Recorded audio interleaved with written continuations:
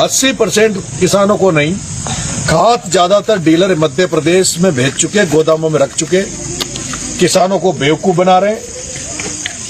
और आज हालात सामने है कि केवल 2 दिन खाद प्रशासन ने बांटा।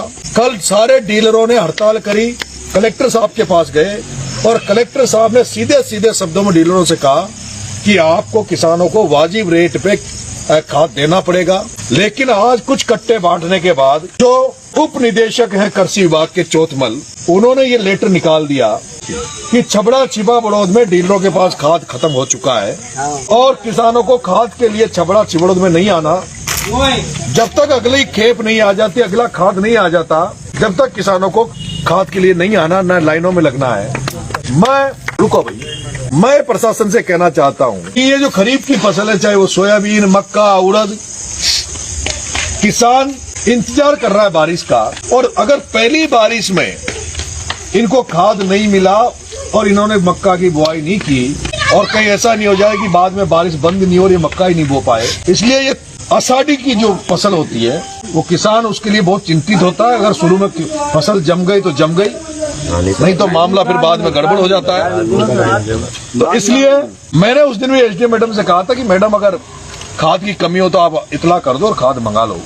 लेकिन आज जो ये लेटर निकला उसके बाद मेरी चिंता बढ़ गई कि प्रशासन ने इतना आश्वस्त करने के बाद, जिला कलेक्टर साहब से भी मेरी बात हुई, उनके भी आश्वस्त कर देने के बाद आज हजारों लोग छबड़ा और छिपड़ौद में खाद की लाइनों में लग रहे थे। आज मैंने हालत देखी, सुबह 4 बजे से औरतें लाइनों में लग गई थी।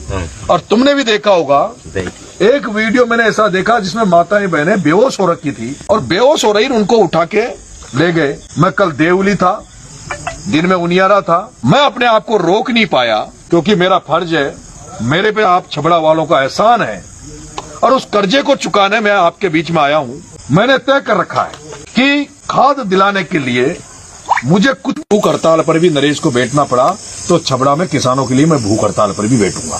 मैंने तय किया है कि अभी मैं आपके गांव में रात को यहाँ रात बिताऊंगा। आप कहोगे तो यही मंदिर पे ही रख लेंगे, यही खाना खिला दोगे ना? खाना खिला दोगे? मैं आज रात को आपके गांव में रुकूंगा और मेरे साथ में पिपलौदी वाले मामले में भी पूरे टाइम हमारे साथ जयपुर में रहे, किसानों के प्रति चिंतित रहने वाले कानपुर से हमारे भाई नरेश नागर चले, ये भी साथ में आए हैं। इनको भी मैंने फोन किया।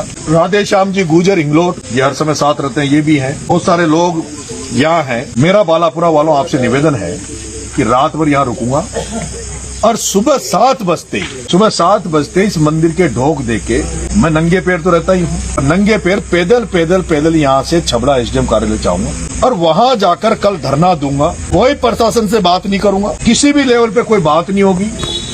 बात केवल ये होगी कि जब पूरे किसानों को खाद मिल जाएगा तो मैं अपना धरना खत्म कर लूंगा, नहीं तो जब तक धरने पे बैठा रहूंगा जब तक खाद नहीं मिल जाता। मैं उम्मीद करता हूँ